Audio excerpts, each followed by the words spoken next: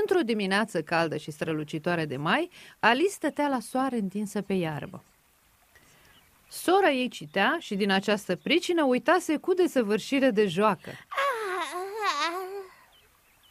Ce plictiseală! Mă voi duce să culeg niște margarete, chiar dacă n-aș prea vrea să mă ridic de aici.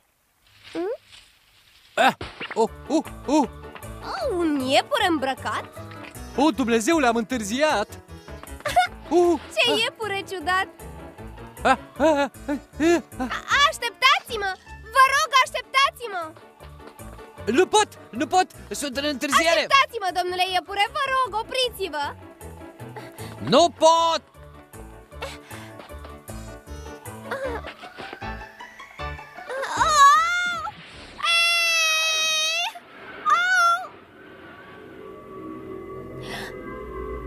Ce ciudat!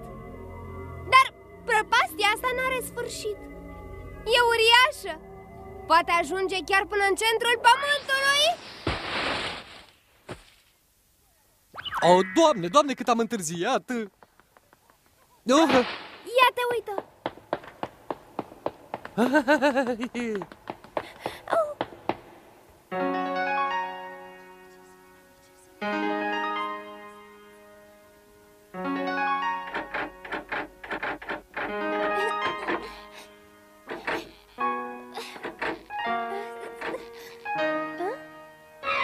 Uite o cheie!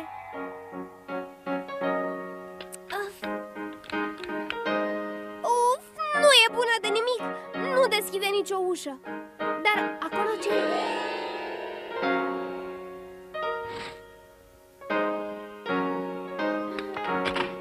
Ura, am găsit-o! Ce grădină minunată!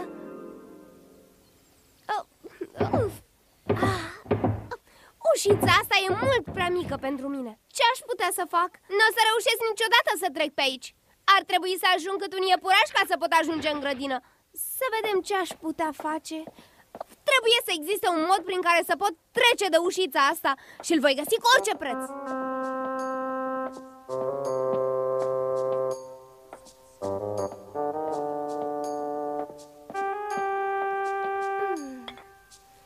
Scrie beamă. Să încercăm. Ba, nu ar putea fi o travă. De fapt, doar nu scrie o travă, nu?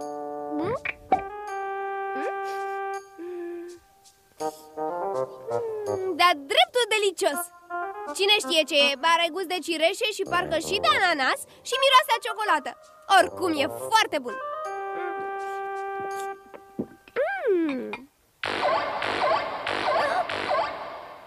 Perfect.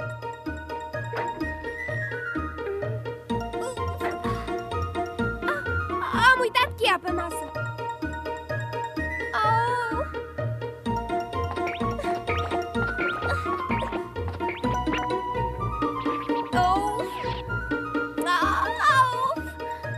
Trebuie să devin din nou mare dacă vreau să iau cheia asta odată.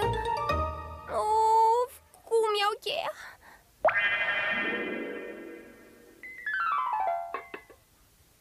Scrie, mănâncă-mă. Nu știu dacă o să meargă, dar merită încercat. Dar de ce nu se întâmplă nimic?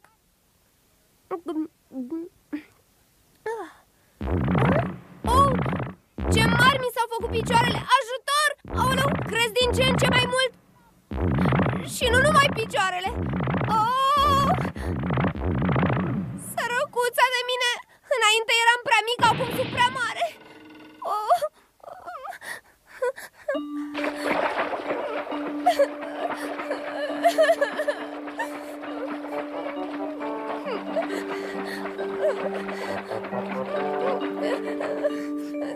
Am intrat într-un mare necaz și acum ce pot să fac? Nici măcar nu știu unde sunt. Și în plus am devenit atât de mare.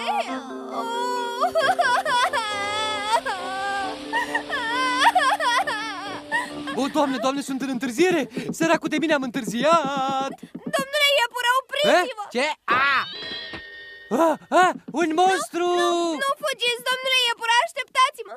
A dispărut din nou și am rămas iar singurică. Și ce cald e aici înăuntru. Azi dau numai de necazuri. Ce se întâmplă? Devin mititică din nou. Ajutor! Ajutor, am căzut într-un râu de lacrimi. Doamne, Doamne! De data asta chiar am crezut că am încurcat-o definitiv. Și acum ce mă fac? Unde mă duc?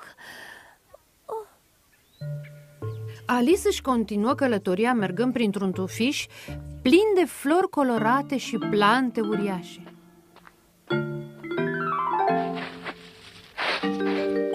Nu-i deloc ușor să mergi prin tufișuri când ești atât de mic. Ce mi-ar plăcea să fiu un pic mai mare. Mi-ar plăcea și să mănânc sau să beau ceva. Am stomacul gol. Dar ce anume?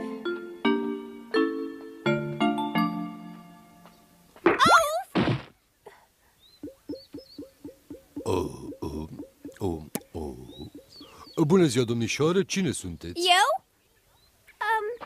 Eu sunt Alice. De fapt, eram Alice până azi dimineață. Dar de atunci s-au întâmplat multe lucruri ciudate, iar acum chiar nu mai știu cine sunt. Nu vă înțeleg, ce tot spuneți acolo? Explicați-mi, vă rog, nu înțeleg. E atât de complicat. Am fost mititică, apoi m-am făcut mare cât casa și acum am devenit din nou mică, nu mai știu de mine. De ce? La urma urmei nu-i nimic atât de ciudat în asta. Cum să nu? Ție-ți vine ușor să vorbești, dar dacă dintr-o dată te-ai preface în flutură, ai înțelege cum mă simt. Te asigur că nu-i deloc plăcut. Dacă așa spuneți dumneavoastră... Of, aș vrea doar să mă fac un pic mai măricică. E teribil să ai 7 centimetri și să încerci să răzbați printr-un astfel de tufiș. Și eu am tot 7 centimetri. Mă scuzați, domnule, n-am vrut să vă jignesc. Vă cer iertare. Eu chiar nu sunt obișnuită să fiu atât de mică, înțelegeți? Vă veți obișnui în curând, domnișoară. Să mă obișnuiesc? Dar nu pot să mă obișnuiesc. Nu am timp. Ascultați-mă bine, domnișoară. Pe de o parte e foarte bine să fiți mare, pe de alta e și mai bine să fiți așa mititică. Poftim? De ce parte vorbiți? Le poftim? De partea ciupercii, bineînțeles. Pe de o parte și pe de altă parte. Dar ciuperca e rotundă. Nu are laturi precum un pătrat. Ce mai contează? Voi face cum a zis el. Sper să fi înțeles bine. Nu! Mă micșorez și mai mult. Așa, ce bine devin mare.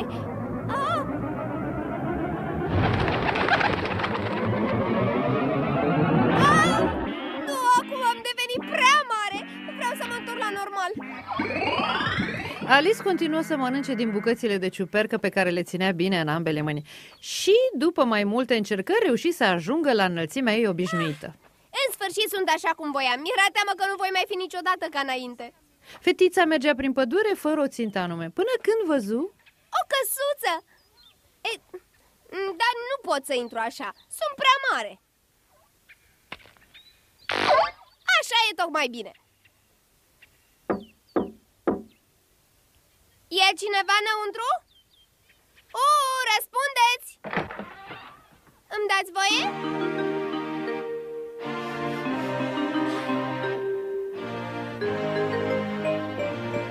Alice intrase în casa unei mari ducese. Ce motan ciudat! E un motan sardonic. Cum? Sardonic, domnișoară, purcelușule! Ține-l tu! Eu trebuie să ajung la un meci de cricket și nu pot avea grijă de el. Oh, Doamne, am întârziat! Hei! Unde vă duceți? Nu plânge, micuțule!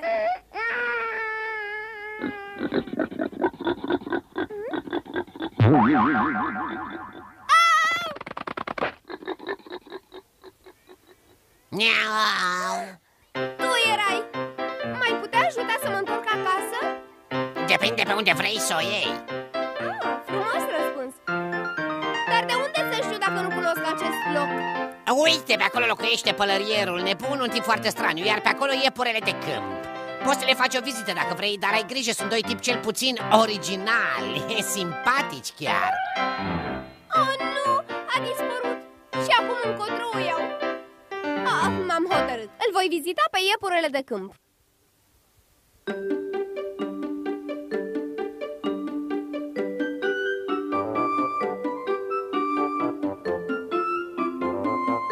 căsuța, am ajuns. Alice mușcă din nou din ciupercă până când crescu din nou. Apoi se apropie de casa iepurelui de câmp. Pleacă de aici! Nu e loc și pentru tine. Dar sunt o mulțime de locuri goale. Vrei puțin vin? Dar pe masă nu se află nicio sticlă de vin. E nepoliticos să oferi cuiva ceva ce nu-i poți da. E nepoliticos și să te așezi la o masă la care n-ai fost invitată. În plus, acela este locul meu. N-am știut că e locul tău, îmi cer scuze. Oricum, sunt atâtea scaune goale. Știați că în martie am cântat la concertul Reginei de Cupă și am avut un succes enorm? Strălucește, dragul meu, Lilia, cât aș vrea să fiu ca tine. Știi cântecul ăsta, nu-i așa? Nu, chiar nu-l mai auzisem până acum. Strălucește, dragul meu, Lilia. Dar eu pot cânta acest cântec. Din păcate, înainte să termin prima strofă, Regina s-a înfuriat și a început să țipe. Nu are ritm, nu păstrează măsura. Tăiați capul, distruge, tăiați capul. Ce cruzime! Da, și de atunci nu mai știu să măsor timpul. Pentru mine e întotdeauna vremea ceaiului. Ce să mă fac? Deci de asta sunt atât de multe ceșcuțe pe masă. Exact! Și n-avem nici măcar timp să le spălăm. Le folosim întotdeauna pe aceleași. Poate ar fi nevoie de unele mai curate. Știu și eu ce să zic.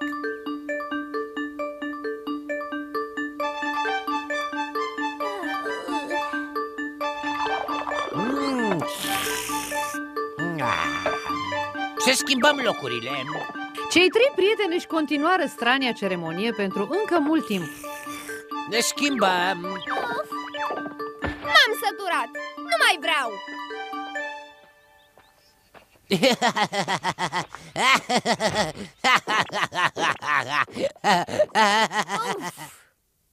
N-ar fi trebuit să vin niciodată aici.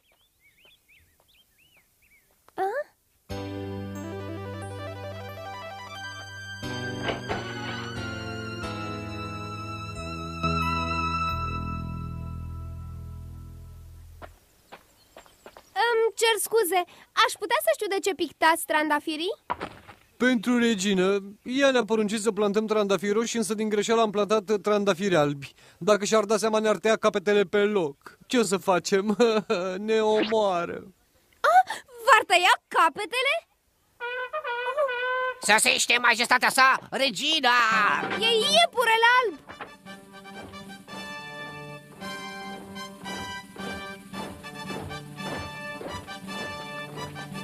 Cum te cheamă, domnișoară? Alice, maestate. Pot să știu și eu ce faceți cu vopseaua asta? Păi, noi ne-am... Da, într-adevăr, ne-am ca să nu...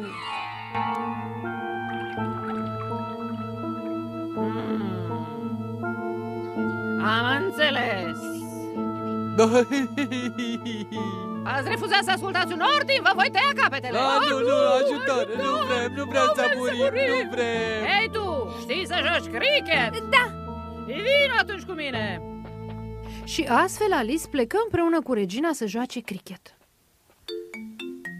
Dar nu era genul de cricket obișnuit, ci unul mult mai ciudat.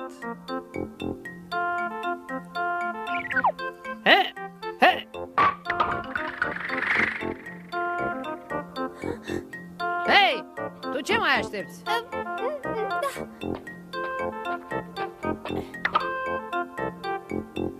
Te rog, stai potolit.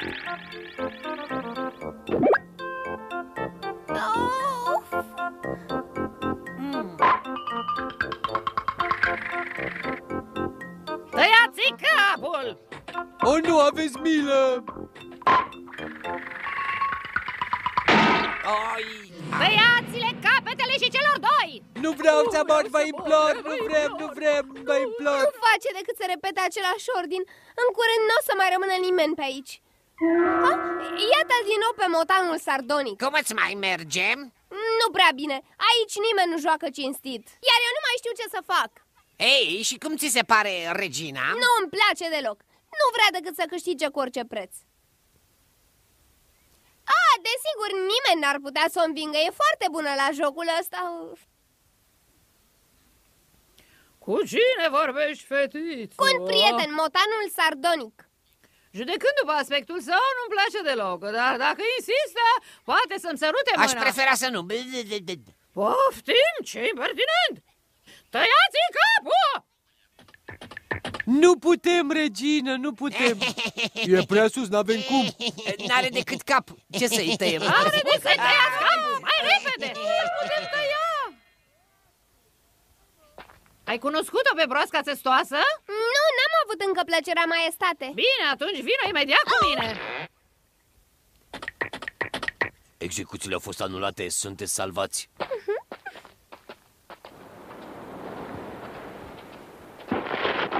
Grifonule, du-o imediat pe această fetiță la țestoasa tristă! Grifonul execută ordinul într-o clipă și o duse pe Alice să o vadă pe broasca țestoasă. De ce plânge? Ce-a pățit? N-are nimic. M-a trimis regina de cupă, ar dori să-i spui povestea ta acestei fetițe. Dacă e un ordin al reginei, atunci trebuie să mă supun. Te rog, fă-te comodă.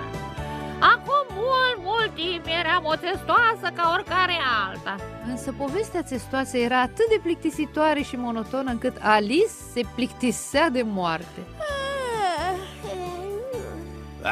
Destul cu prostiile astea. Mai bine o învățăm dansul nostru. Ce zici? Dans? Ce dans? Cadrilul pe perechi, desigur. E un dans extraordinar. Înainte de toate, se formează o pereche. Și apoi, ținându-se strâns de mână, cei doi încep să danseze. Privește.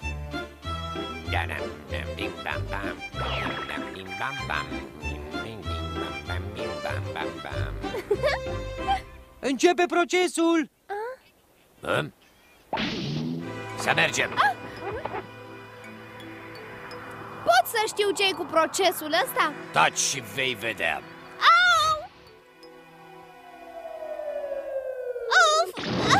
Alice nimerise în sala principală a tribunalului regal chiar în timpul procesului.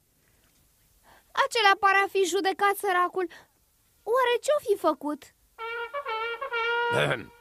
Ascultați, ne-am adunat aici astăzi pentru a-l judeca pe valetul de cupă pentru că a furat artele reginei de cupă. Juriul a stabilit verdictul? Încă nu, Siret. Trebuie mai întâi să auzim mărturiile, apoi să ne consultăm și după aia... De acord, să intre primul martor. Îl chem la bară pe pălărierul nebun.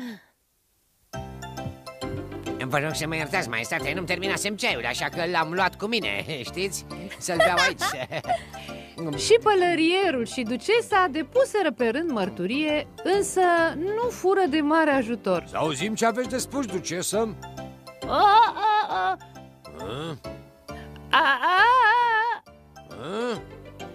Știu. Bine. Nu mi-aduc aminte nimic. Așa că ambii martori se dovediră inutil. O chem ca martoră pe... Alice. Ce? Alice reveni dintr-o dată la statura ei normală, fără să fi mișcat un deget. Ai ceva de spus referitor la cazul nostru? Nu, maestate. Chiar nimic? Chiar nimic. Bine, atunci puteți da verdictul. Un moment, înălțimea ta. Trebuie să examinăm și celelalte probe. Am aici o scrisoare care s-ar putea dovedi de irelevantă pentru procesul nostru. E importantă, maestate. Ce scrie în scrisoare? Încă n-am citit-o, maestate, dar pare scrisă de valetul de cupă și trimisă către o persoană cunoscută. De eu n-am scris acea scrisoare, nu e adevărat. Uitați-vă, stire, nici măcar n-are semnătura mea, nu e a mea, trebuie să mă credeți. Nu e semnată? N-ai semnat-o pentru că ai conștiința pătată, de aia. Dacă ai fi fost nevinovat, ai fi semnat-o. Acest fapt îți dovedește vinovăția fără doar și poarte. Sunt convins. Dar e de-a dreptul ridicol. Nu, juriul poate să emite un verdict. În niciun caz. Toată păcăleala asta trebuie să ia sfârșit, ați înțeles? Ține-ți plesco! Am să vorbesc cât vreau. Dacă nu taci, am să pun să ți se taie capul! Serios? Nu sunteți decât un pachet de cărți de joc. N-aveți cum să-mi faceți nimic.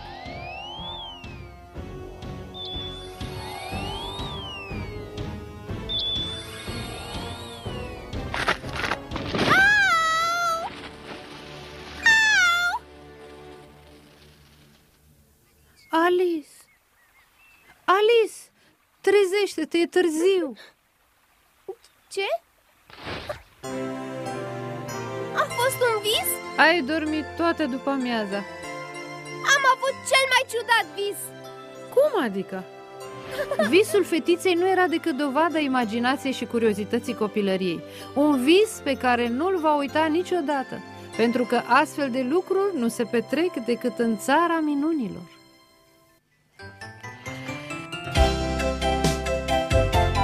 Dublajul a fost realizat în studiourile Empire Video Production.